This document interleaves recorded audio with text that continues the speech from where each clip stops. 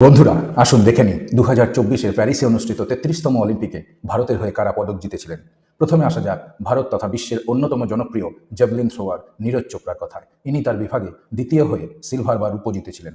এরপর মানু ফেকার, ইনি মেয়েদের ব্যক্তিগত 10 মিটার এয়ার পিস্তল বিভাগে তৃতীয় হয়ে ভারতকে এনে দিয়েছেন ব্রোঞ্জ পদক।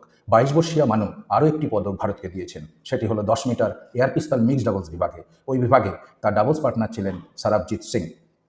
50 মিটার রাইফেল বিভাগে ব্রোঞ্জ জিতেছিলেন স্বপ্নিল কুশালে। অন্যদিকে আমান শেরাওয়াত 57 কেজি রেসলিং বিভাগে পেয়েছেন ব্রোঞ্জ পদক।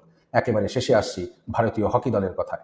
ভারতীয় হকি দল তৃতীয় স্থান নির্ধারক ম্যাচে স্পেনকে হারিয়ে জিতেছিল ব্রোঞ্জ পদক। অর্থাৎ মোট 6টি পদক এই অলিম্পিক থেকে ভারত পেয়েছে, যার 4টি ব্যক্তিগত এবং 2টি দলীয় পদক বলা যায়। অবশ্য ভারতের সবচেয়ে ভালো পারফরমেন্স ছিল 2020 সালের টোকিও অলিম্পিকে, যেখানে ভারত মোট 7টি পদক পেয়েছিল।